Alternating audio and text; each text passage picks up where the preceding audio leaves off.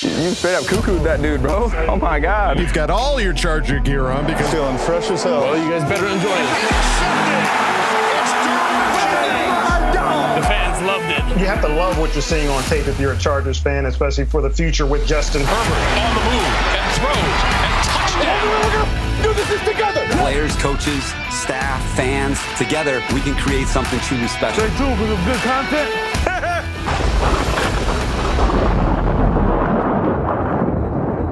Woo, doggy. Hello, everybody. Welcome back to the Charger Chat. I'm your co-host, Wolldog, sitting with my buddy, Kev Huggin Duggan. Howdy.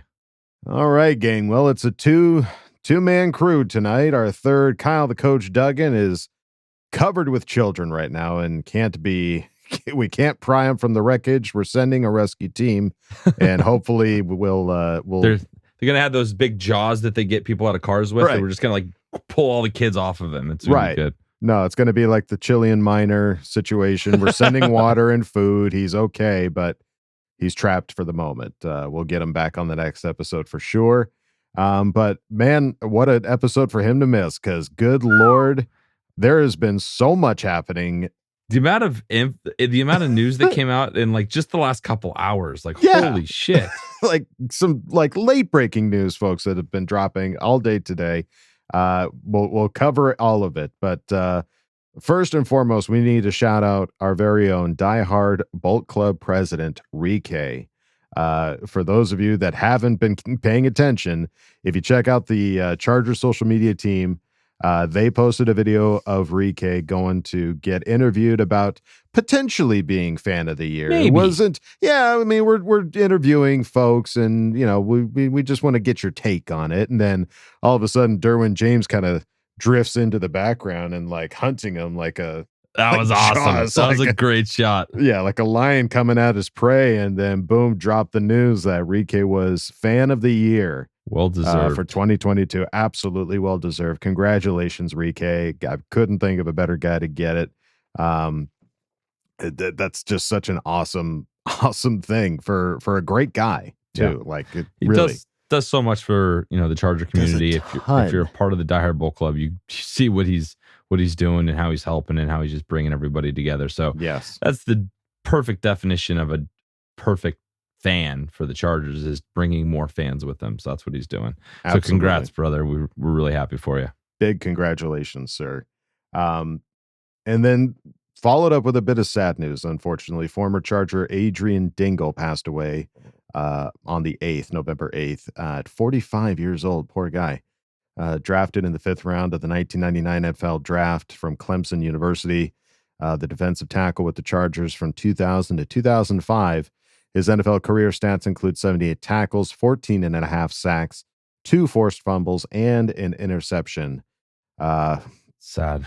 It is sad. Yeah. Apparently, and I saw some of the former players tweeting about him, and he was at that big event where they brought in all the players from the 2000s. So a lot that was of them his era. Yeah. Got to see him. That was 3-4 weeks ago. So just really sad news, and a lot of love for his family. And yeah, brother.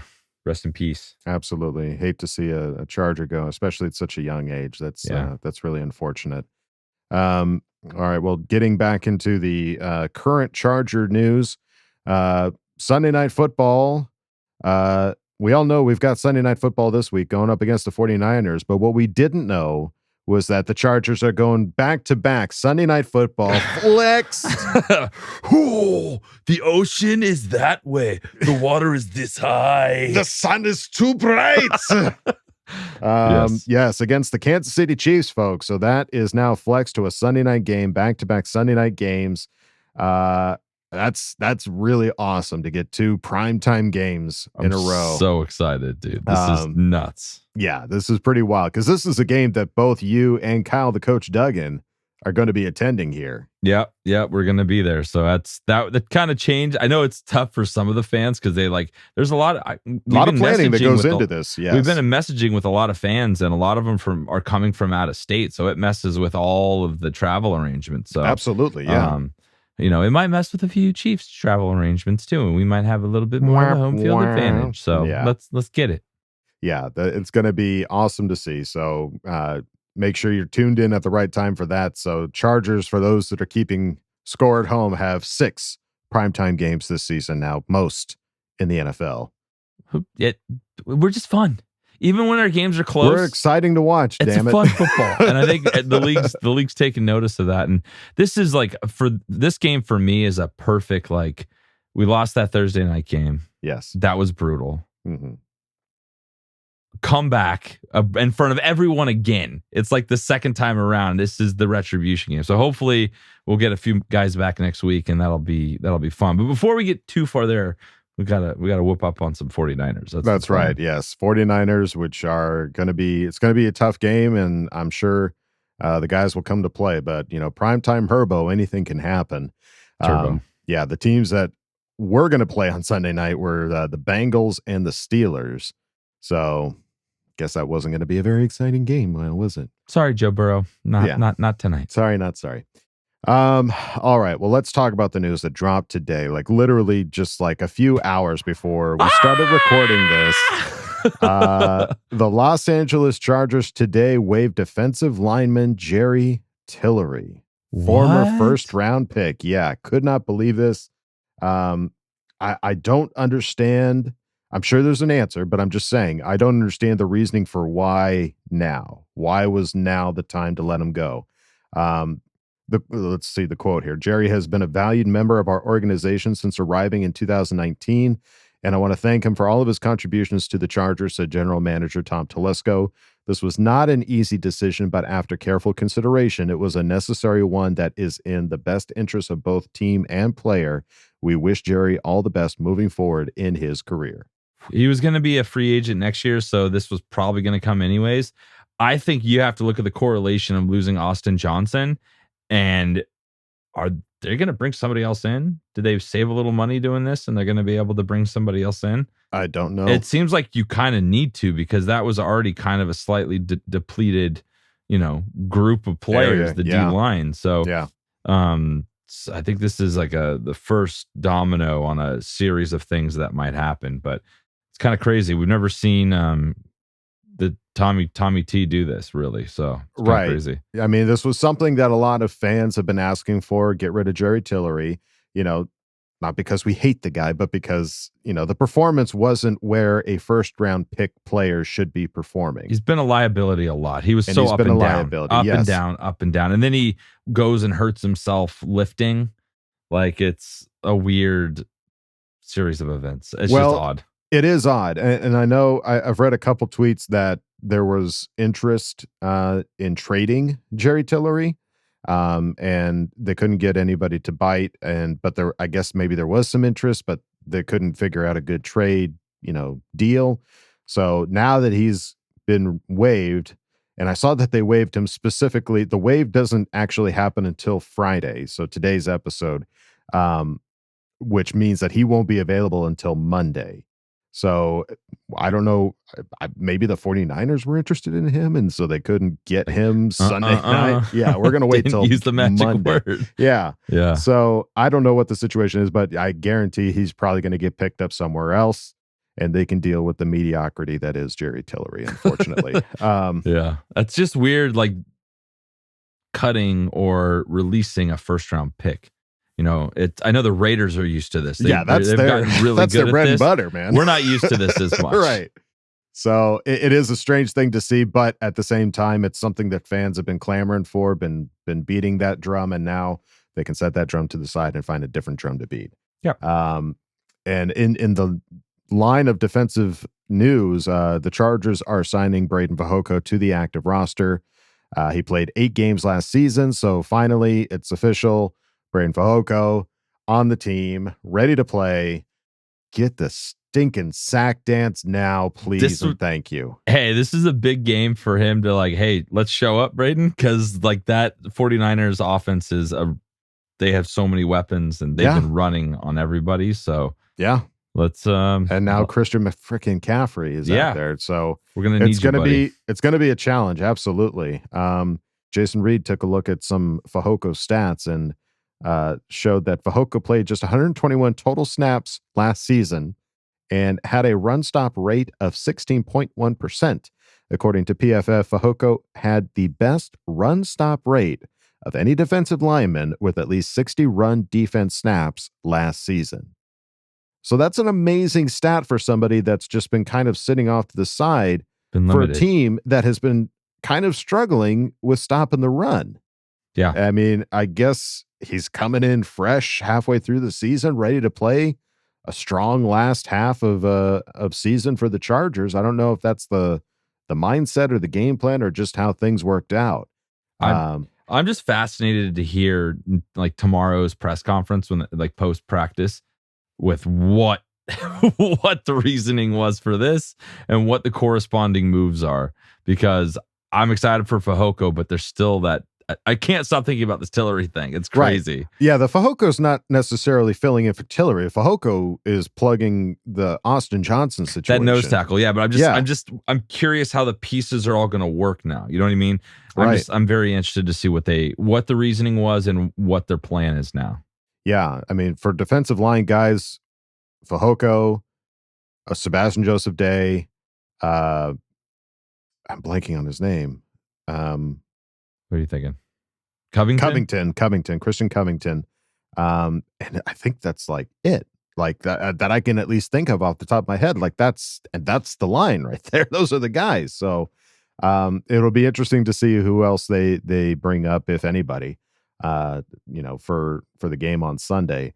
And the other area of concern was our offensive tackle situation. And Daniel Pomper tweeted out, practice squad offensive tackle Foster Sarell was working at right tackle with the first team O-line during individual, not Storm Norton. Trey Pipkins was not practicing. So, I mean, there you go, Kevin. There you go. You didn't want Storm Norton, so you got practice squad offensive tackle Foster Sarell. And you feel good? Well, it's that, what is it? The grass is always greener. You know what I mean? Like, oh yeah. They're clearly seeing something at practice that made them pull the trigger on this. And the last time they did this, it was Sawyer stepped in, and you saw how that all worked out. So, sure. I'm just pulling for the kid, because I know we talked about him a long time ago when we brought him on. When we first signed him on, I remember the name is familiar, but I mean, it was like he was like a developmental Rashawn Slater. Like, what are we worried about? He was like a 5-star recruit that got hurt and just didn't play well at the end of his college career. And when he was in the very beginning was projected to go like high, he was going to be like one of the top offensive linemen. Then he got hurt, fell off, and then went undrafted and is trying to work his way back up. But everyone thinks he has the potential to be really good. And now's the time. I think this clearly shows that Trey probably isn't going to play. I think that's just the kind of the vibe you get with, him being out, any offensive lineman being out to start. Like, that's usually a pretty big deal. Those guys battle through all kinds of injuries. So yeah, I'm pulling for you, dude. Let's go, Foster. Yeah, we'll be cheering you on. Apparently there was an article about Sarell from Bolts from the Blue by Michael Peterson that shared the good and the bad. The good, we'll start with the good, at almost 6'7" and 315 pounds. Big boy. Sarell's physical makeup is very much the ideal prototype at the NFL level. After all, that's a big reason he was deemed the #1 offensive tackle prospect coming out of his prep career. Coming out of Stanford, NFL draft analyst Lance Zierlein noted that Sarell has strong hands that hold rushers in place and a mentality to finish blocks. Developmental prospects can get a lot worse than Sarell, so I believe the Chargers got their hands on a worthy player here. So that's good. 3 months in from extra development, and maybe he got really, really developed. Yeah. Developed hard. Hard development. Oh, he developed so hard. You could see it a mile away. Yeah. He was a late bloomer, serious developer. You know what I mean? Yeah, he was really focused on the development skill tree. So continuing the article, the bad said Foster's steep decline from top high school prospect to undrafted free agent is unfortunately going to be the biggest negative Sarell is tagged with. He struggled with injuries throughout his time at Stanford, and his inability to find success through a change in position coach early in his college career doesn't breed a ton of confidence that he can succeed given ever-shifting circumstances that come with being an NFL player. Maybe he found the perfect coach. Coach? Yeah. That is the hope, that one of the coaches, I mean, specifically the offensive line coach, can find a way to unlock the potential. And not to mention having Rashawn Slater. I mean, if Rashawn Slater is over there coaching up Jamari Salyer how to play well at left tackle, got to imagine he's like, hey, Foster, come over here. Let me show you a thing or two about a thing or two. Yeah, I got you, bro. Yeah, I think it's just interesting that we have so many coaches on the sidelines. Like, there's like all of our starter Pro Bowlers are like coaching up the rooks. It's not just the coaching staff. It's pretty good player. Absolutely. Well, it speaks to the character of the players that we have. You know, we hire or we draft and pick guys that are team leaders, guys that want that have that kind of mentality of like, yeah, I might be injured, I might be out the whole season, but I'm going to try to help my guy get to where this team needs to be so that the team can win.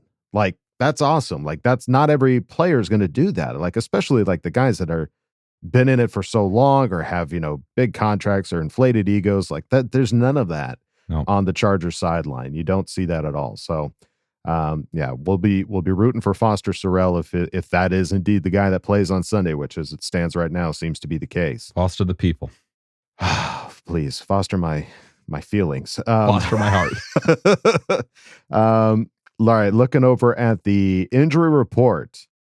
Another long one this week, and my goodness. So looking at the did not practices. We'll get those out of the way. Keenan Allen, which is pretty expected. I mean, he's not coming back. Maybe he'll come back next week. Maybe he'll be like, primetime Chiefs. I'll suck it up and play. I don't know. That would be the time to come back if he plans to. Yeah. DeAndre Carter, I guess, is dealing with some kind of a rib injury, but he got 2 full practices in, so that's good to see. Dustin Hopkins, obviously his right hamstring, did not practice those past 2 days. Khalil Mack scared us for a hot second when he didn't practice on Wednesday, but apparently just needed some rest. Yeah, him stealing the ball and running 50 yards. Just like, hey, I need some oxygen. Let's let you recover for a day. You earned it. That was a good play. That was a good play. So he got a full practice on Thursday. Trey McKitty wasn't on the injury report on Wednesday, but then showed up Thursday with a hamstring. Goddamn hamstrings. At least he got a limited practice in. Fucking hamstrings, man. And then Eamon Ogbongbemiga dealing with the groin injury, got a limited practice Wednesday, but a full practice Thursday, so trending in the right direction. Trey Pipkins not practicing due to the knee. Troy Reeder, ankle injury, limited practice Wednesday, full practice Thursday, so that's good. Chris Rumph still didn't practice Wednesday because of the knee, but got a limited practice Thursday, so that's promising. Probably won't play, but that bodes better for next week for sure. Yeah, when we're really going to need it. Jamari Salyer, didn't know he was dealing with an ankle injury, but got 2 full practices in, so that's good. Jerry Tillery was on the practice squad. I mean, I don't really think we need to worry about it anymore. The injury list, you mean? Yeah, what did I say? Practice squad. Oh, sorry, the injury report. He might be on a practice squad after this week. My bad. I don't know why I said practice squad. It was on the injury report for personal reasons. It wasn't injury related, but now we know that probably had something to do with the being let go. He took it personally, and they put him on for so personal reasons. 2 personal days. Yeah. And then Mike Williams still not practicing with the ankle injury. So I did see him at like the Kings night, and he was out on the ice, I believe. Oh, really? I didn't know that. Okay. He was out at an event like that, and it was like, all right, well, you're standing, you're walking. Yeah, this is nice. Just can't be, doing the big cuts and runs and everything like that. Yeah, don't slip. Don't slip, please. Yeah, somebody get him some slip-resistant shoes, please. That's right. So yeah, pretty hefty list, but not too bad, all things considered, and hopefully the guys that are getting the limited practices in can maybe make a push for Sunday's game. On the 49ers side, though, this was a name for anybody that's been a Charger fan for longer than 10 years or less than 10. I can't remember when we got 2005, this guy. I think. 2015, I think. Yeah, so former Charger Jason Verrett tore his left Achilles during practice Wednesday and is to sit out the remainder of the 2022 season. Verrett has yet to play this season after tearing his right ACL in week 1 of the 2021 campaign, though he was likely nearing a return in the coming weeks after being activated from the PUP list October 26th. So I feel so bad for this guy. It was crazy. I feel terrible for him. Yesterday, they were talking about how there's a good chance he was going to make his start against the Chargers. Really? Yeah. Wow. And then right when we were getting ready to do this, we saw the news that this, happened yesterday, but they started talking about it. The dude could not stay healthy. No, the guy is just an injury magnet. 7 years in the league, and he was just always hurt. So yeah, I just feel bad, dude. It's like his Achilles. That's got to be a career ender on that one, I mean, he's torn just about every tendon he could and sprained and strained just about every ankles, knees, muscle in his body. Head, shoulders, knees and toes. Knees and toes. Hey. The poor guy. I mean, obviously, you just feel bad for the guy. Like the Chargers drafted him for a reason. He was a number 1 draft pick, a first-round draft pick, and had flashes when he was healthy, but man, just can't get on the field, and feel terrible for the guy. So we won't be seeing Jason Verrett on the other side of the ball come Sunday. Now, looking over at the 49ers, who are currently 4-4, let's see who are the teams that they lost to the Broncos. How is that even possible? Yeah, I think that was like the Broncos. It was 11-10 game. Wow. Yeah. Well, this is a weird team because they did not start well. They had a couple blowout games. They beat the Panthers. They lost to the Falcons pretty handily. They beat the Rams, but it's hard because this 4-4, I don't think is a good indicator of what they are. I think them getting Christian McCaffrey, such a game changer for them. Like last game he threw for a touchdown, ran for a touchdown, and caught a touchdown. Yeah. Like he did all of it. So yeah, this 4-4 is deceiving. Right. And I'm not concerned, but I think this is going to be one of the biggest tests our defense is going to have in the recent weeks. Just with all the weapons the 49ers have. It's a lot to deal with. Yeah. No, I mean, this is given the stage that the team is at right now. I mean, if we were looking at the Chargers pre-injury, meltdown, like we're in this game, we're definitely a competitor, but now that the team is as injury riddled as they are, it doesn't bode well for the Chargers. But again, Justin Herbert in prime time, anything is possible. Anything can change and anything can happen. Just imagine, because he's getting better. Last week he was better than before the bye week. He keeps getting better. And if this defense can come together with some of these second string guys and some of these guys that are being elevated, this is just an opportunity to really solidify how good this team can be. Yes. And they're not reliant on the superstars to get out wins. It's going to be close. This is going to be a close game. Oh, yeah. But it is still absolutely within the realm of possibility to think we can bring home this win. Absolutely. So it's going to be a challenge for the Chargers, to say the least, but we are ready for the challenge. And if you guys are ready, you can go on over to patreon.com/ChargerChat and join our Patreon, where we've got a bunch of different things that you guys can do over there. And we've got some awesome videos that are already up and more to come of us having a fun old time. Oh, dude. I can't wait for the reaction video we do of the hot ones. I'm very excited. Oh, yes. Yeah, That's an awesome video. We've seen Chargers already dropped a couple more videos that we are salivating over, sitting down together and watching together and posting to Patreon. So check it out if it's something that you're interested in. But if not, don't fret. You can always go over to chargerchat.com, where we can check out all the cool stuff we've got over there, t-shirts, hoodies, and stickers. You can chat it up with other members, other Charger Chatteteers, and ask questions and ask Volt Fam. So go check out chargerchat.com. All right, gang. Well, it's time to go on to the next segment. You know them, you love them. It's the Craig Experience. He's back. Oh, yeah. Oh, yeah. Come on in, man. Kick your feet up. Oh. Craig Experience. Hello there. Make yourself at home. Got some stuff to talk about, right? Moving on. last week's game against Falcons, again, of course, was a close one because that's what the Chargers do. Came down to a game-winning kick by Digger the Kicker, who, ironically enough, is from Austin. Actually went to Lake Travis High School, which is not that far from me. And now that I'm thinking about it, Dustin Hopkins was also born in Austin, Texas. So interesting connection there. But they pull it off in almost identical fashion from a 2020 win against the Atlanta Falcons on essentially the same play that set up the field goal this year. Same score, 20-17. You saw the videos, right? Completely totally identical.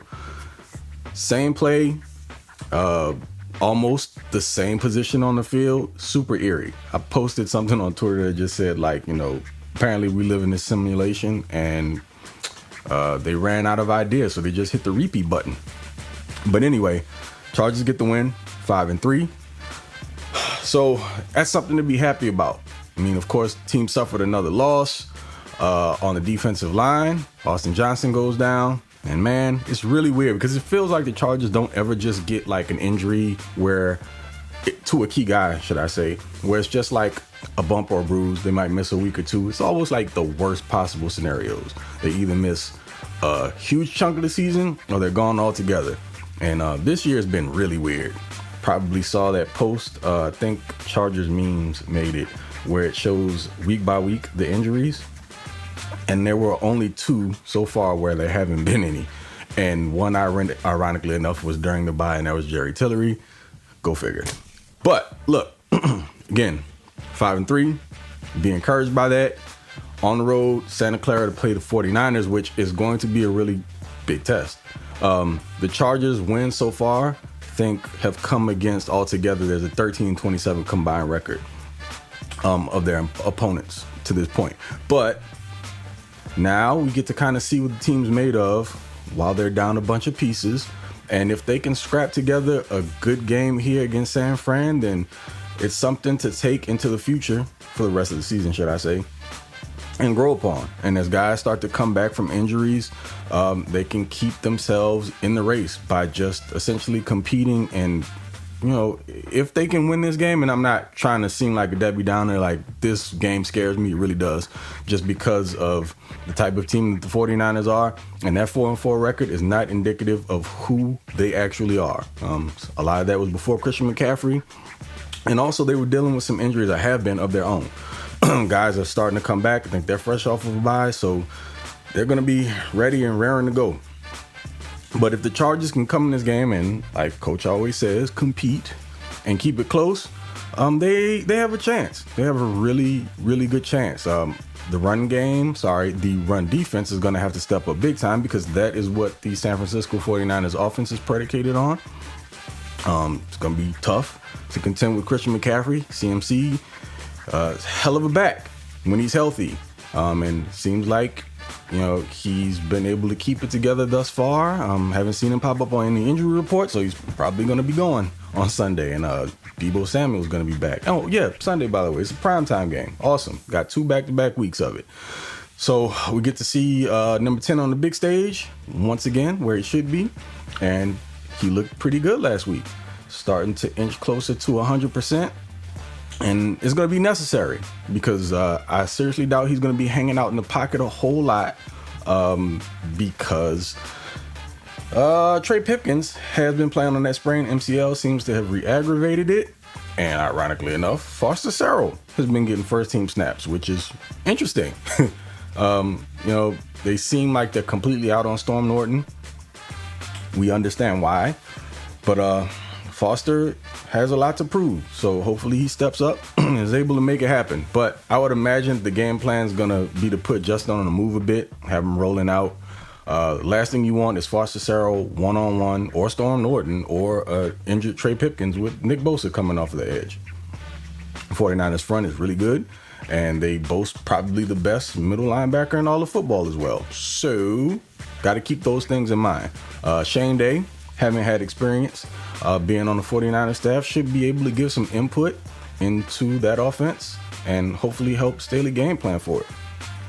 So, I mean, hey, I don't feel like it's going to be a horrible game. I think the Chargers will be up for it. I just don't think they can afford to go down, spot this team a double-digit lead as they have the last few weeks. Something else I'm interested in seeing, I'm really happy about that we got to see last week, man, is Isaiah Spiller got some burn. And in some limited snaps, but he more than Sony Michel, which was encouraging. You saw the type of running back that he is. He has really good vision, superior footwork, and he's a finisher as a runner. These are all things that are encouraging as you watch him turn plays that look like they could be negatives into like 3-4 yard gains. As a running back, you have to be able to do that. Everything isn't going to be blocked perfectly all the time. So his ability to, turn something into nothing into something is is an awesome attribute to have. So, once Kelly comes back, I think that's your three-headed monster in the backfield. And ideally, get him on the field at the same time as Eckler. Spread out in the slot a little bit last week. And I would like to see more of that with Spiller on the field with him as well. So, you want to stress some defenses out. That's the way you want to go about doing it, I think. You can either line both of them back in the backfield at the same time in a split back set out of shotgun. And that gives you a few different options. You got two-way goes to run the ball. So you're not in a situation where you're only having a single running back lined up to one side of Justin, which almost always indicates that the run is going to the opposite direction, unless they run a counter or something.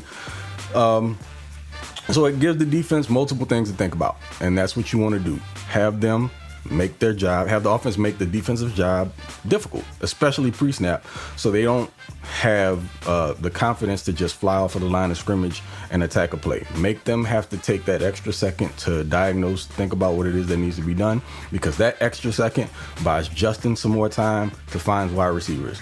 And Josh Palmer, awesome game last week. Looking for him to step up again because he's going to have to be the guy. And Gerald Everett, hold on to the ball. Well, I can say the same thing for Palmer, but Josh redeemed himself.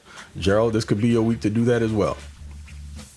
From a defensive standpoint, we know about the weapons on the 49ers, but I think this is also going to be, in my opinion, it would be a great week to get JT Woods on the field so you could utilize Derwin in the box a little bit more.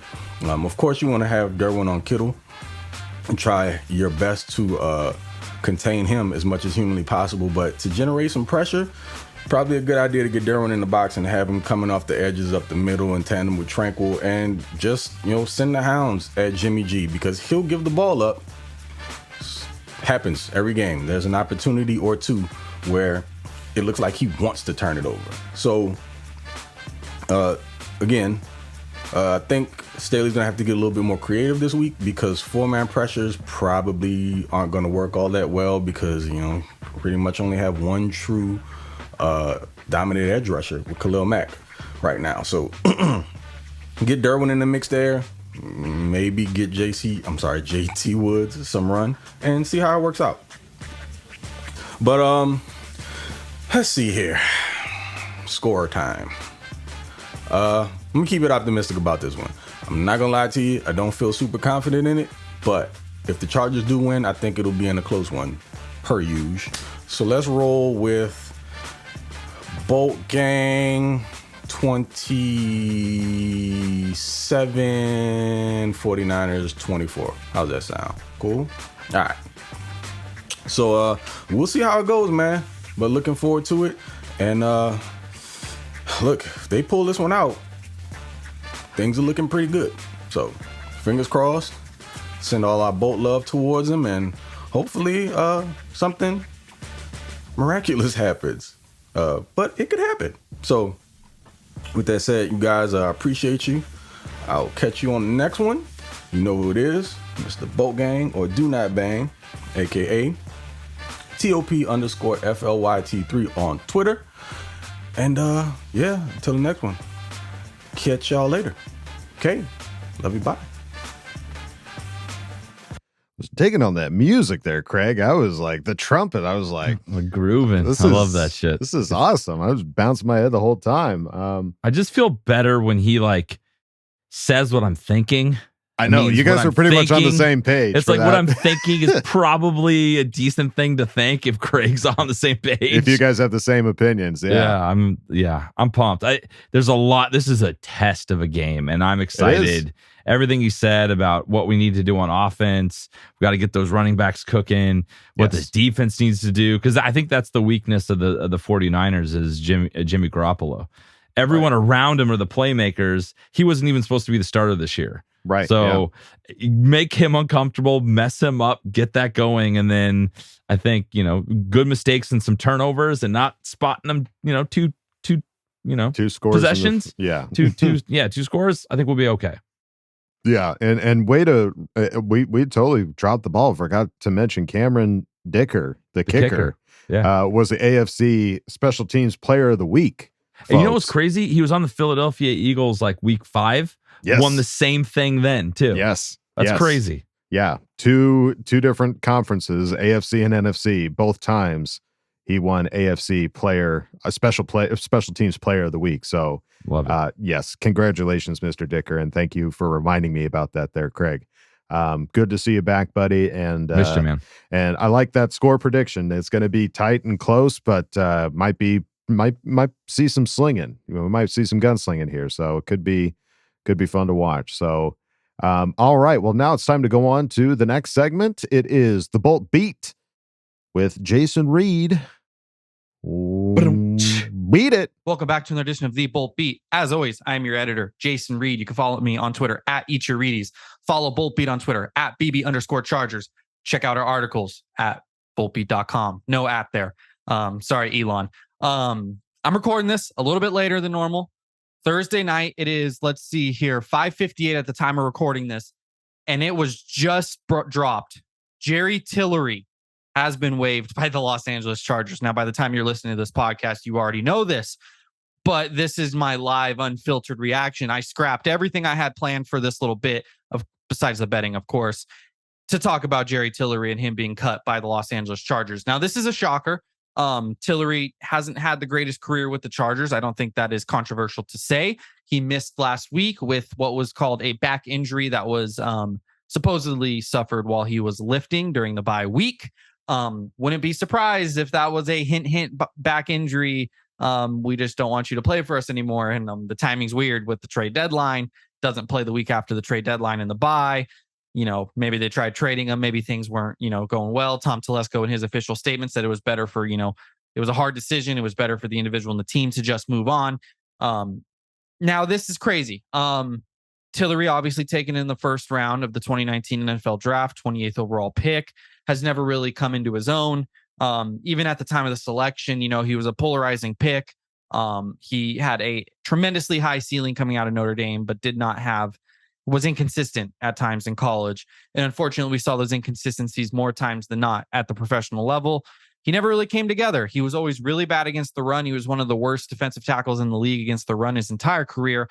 And he just never came around as a pass rusher. Like, he had his moments, these brief flashes of brilliance, but at the end of the day, he never could offset just the massive hole he had, as a run defender. So it's going to be interesting to see what the team does. Obviously, this opens up a roster space. Are we going to see Terrell Burgess come to the Chargers? Rams, defensive back, safety, cornerback hybrid, more of a safety, but can kind of move around the field, versatile. Was drafted while Brandon Staley was the defensive coordinator of the Rams, and was drafted because of his versatility and what he can do on the football field. Hasn't really come together as the Rams. The Rams have kind of been just trying to fit him into this pure safety role. He could be a piece on the Chargers if they move around just as a depth piece, with the rookie receivers not really having, or rookie cornerbacks, not really having the year one impact that they might have expected, or like a Mark Webb, for example, who has not had the impact that Staley and company may have expected. So that maybe that's what the Tillery waiving is for. Austin Johnson hit the IR. Braden Fajoko replaced him. Big claps to Fajoko. He deserves it tremendously. He's been really good in the chances he's gotten, really good against the run. So I'm glad to see him get a spot, but it'll be interesting to see what they do. There's obviously another defensive tackle spot that's now available with Tillery being gone. So do they go defensive tackle? Do they not? And they just give Fajoko, and the chance and, have all those guys active, because they always have one of the defensive tackles inactive anyways, whether it be Otito Ogbonna or Christian Covington. So it'll be interesting to see what they do. Hopefully they bring in some talent. They're not going to bring in some dynamic receiver. Obviously, that's not even an option now, but we could see some help on defense. But Tillery, no longer a Charger, shocked by the news. His future with the team wasn't ever set in stone. His 5th year was declined. This year was kind of always going to be his last year, but to see him just let go, especially while the team's dealing with depth issues and injuries and just lost one of their defensive linemen in Austin Johnson, like something had to have happened. Obviously, the relationship wasn't working, and it is what it is. So moving forward without Jerry Tillery. As far as this game against the 49ers goes, look, guys, I know Charger Chat is the, always optimistic, positive Chargers podcast. That's why I love listening to them, because they balance out some of my, as people on Twitter say, negativity. But I just try to be as, objective as I can about these games and how I would feel about them, not as a Chargers fan. And the 49ers are a scary matchup for the Chargers. And as a Chargers fan, I'm very scared about this game. Their offense, just what they want to do with the ball and their weapons, Christian McCaffrey, Deebo Samuel, what they can do with those two alone is just not great for the Chargers defense. I mean, we saw it with Cordarrelle Patterson and Marcus Mariota last week. We're seeing a much better version of that this week with McCaffrey, Deebo coming off a bye week, extra week to dissect this Chargers defense.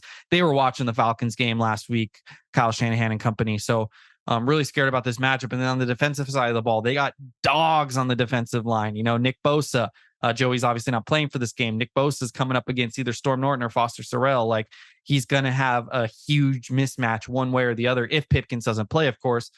But if Pipkins does play with his re-aggravated MCL strain, he's not going to be himself. I mean, that's not controversial to say. So just the mixture of the pass rush, the receiving core still not up to speed. Keenan Allen was not a participant on Thursday. It's pretty safe to say he's not going to play. It's a bad matchup for the Chargers. And honestly, like, I would be very surprised if they won this game. But that's why you play the games. Anything can happen on any given Sunday. And I would love for them to make me look silly and kind of win this game, because that would be a huge win. We have the 49ers and the Chiefs back-to-back primetime games. If the Chargers can split those, if they can go 1-1, and they will then be 6-4 on the season, I really like their chances of making the playoffs and finishing with 10 wins, which would most likely get them into the big dance. Well, not the big dance, but the road to the big dance. But they got to do it. 2-0 would be exceeding expectations. Holy cow, team's getting healthy. Super Bowl's back on, baby. 1-1, we should still be very happy with. And 0-2 is like, obviously a bummer. Don't want to happen, but these are probably the two toughest back-to-back games the Chargers have all year with their injuries. If they were full strength, I would feel good. They're obviously not full strength. So we'll see what happens. As far as my picks, though, for this week, I don't want to pick against the Chargers. The 49ers are 7-point favorites. I don't want to pick. I just don't want to pick 49ers +7 on this podcast. It'll hurt my heart. I've picked, or 49ers -7, excuse me. I've picked other teams when the Chargers are favorites because I thought the other team would cover in a close game. This is different. Don't want to pick that. Instead, 3 picks for you. Number 1, 49ers first quarter. I will pick them in the first quarter. They are -1 on FanDuel Sportsbook. -118 is the juice on that. The 49ers are one of the best teams in the league at scripted plays. We see it all the time. We saw it last year. We're seeing it this year. And the Chargers have been one of the worst teams in the first quarter. They were the 3rd or 4th team in NFL history to have 4 straight games with a 10-point or more deficit in the first quarter. Let that sink in for a second.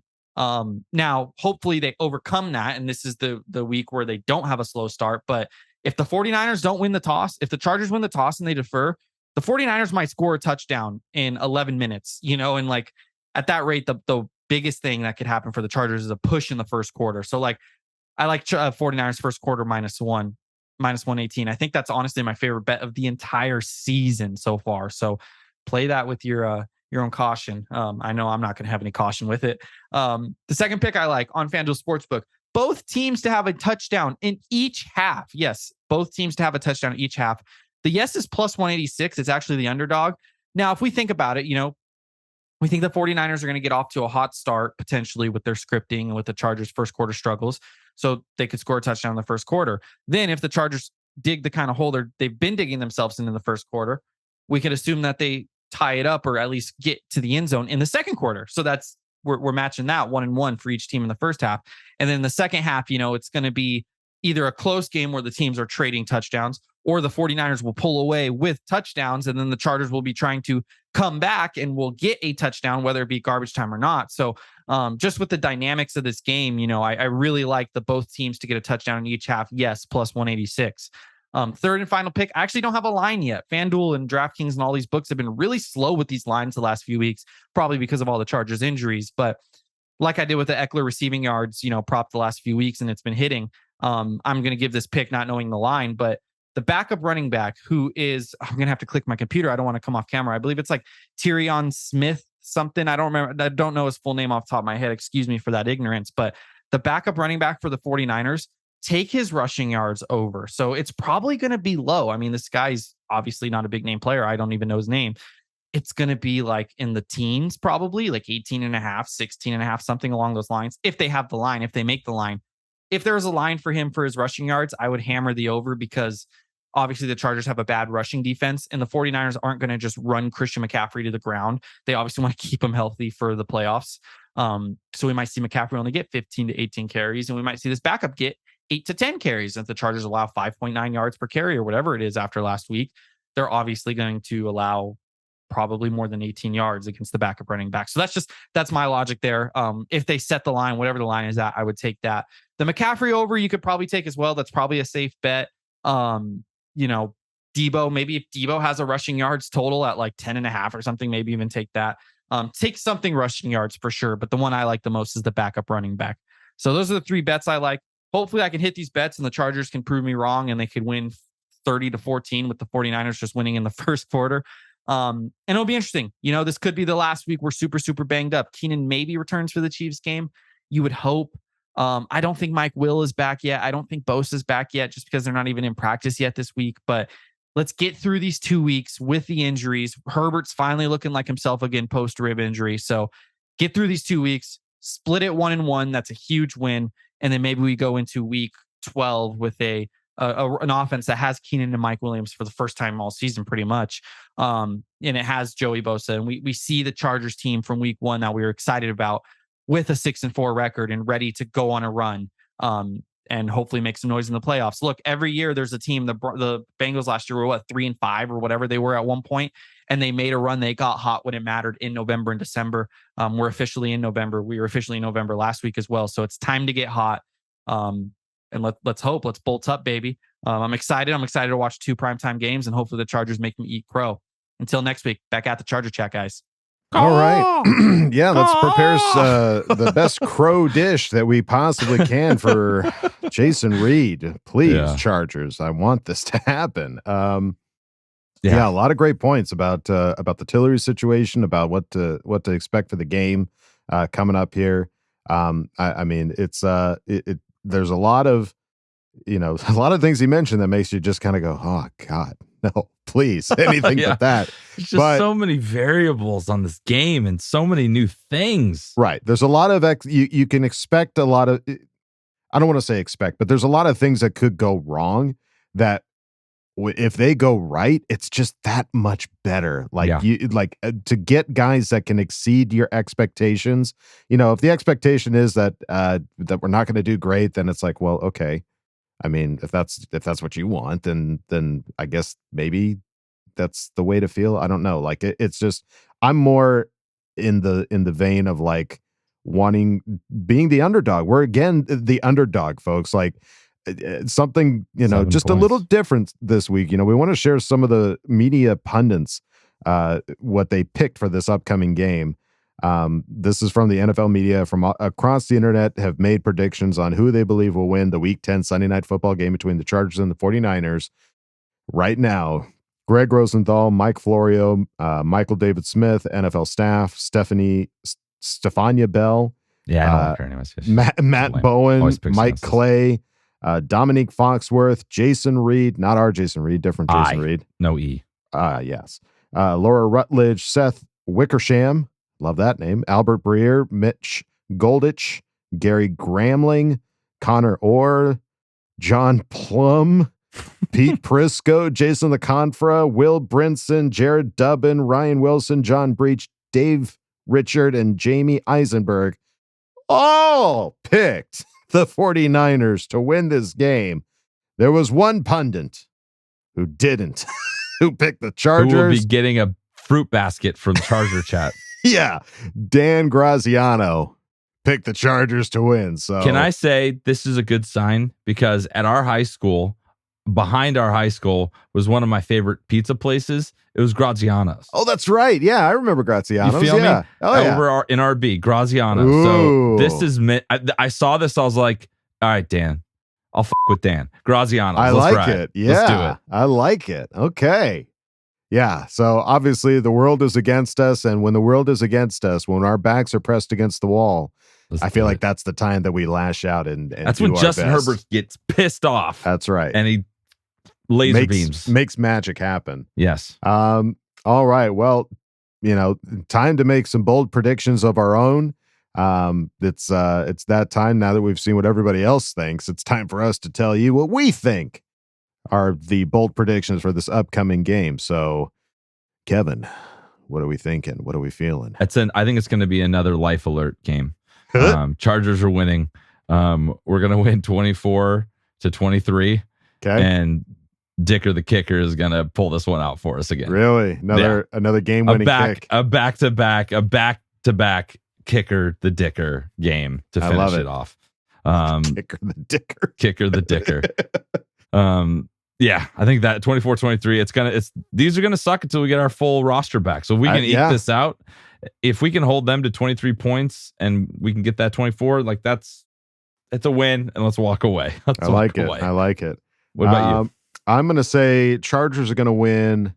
I'm gonna say 28-17. I know it's kind of a heftier win. I mean, because I think that's the situation. I think in some of these games that we're like, it's going to be close, going to be a nail biter. I think that's when we're going to get surprised. I think that's when we're going to see a team, because we've seen so many times that the Chargers will get blown out by a team that we didn't expect to get blown out by. It's got to happen to another team at some point in time. And I think it might be the 49ers. That might be the one where it happens. Maybe they have like 5 turnovers this game. That would be that's awesome. what I'm saying. So yeah, you're feeling it. I'm saying 28-17, and I think Michael Bandy gets a touchdown. I forgot one of my, besides Kicker the Dicker. Yes. Winning it for us. Yes. We see the first dance. Braden Fehoko. First dance. Braden if it can happen to Jimmy Garoppolo, man. It's going to happen. It's going to happen. And we get to see the dance. It's coming. It's coming Sunday night. I like it. Let's make it happen. Okay. All right, folks. Well, there you go. That is our bolt predictions in the books. Hopefully next episode we get Kyle the coach Duggan back again. Brick by brick, child by child, we will free him from that from that cave. But until then, folks, don't forget to bolt up because we're ready for any squad, any place. Okay, love you. Bye. Okay, love you. Bye.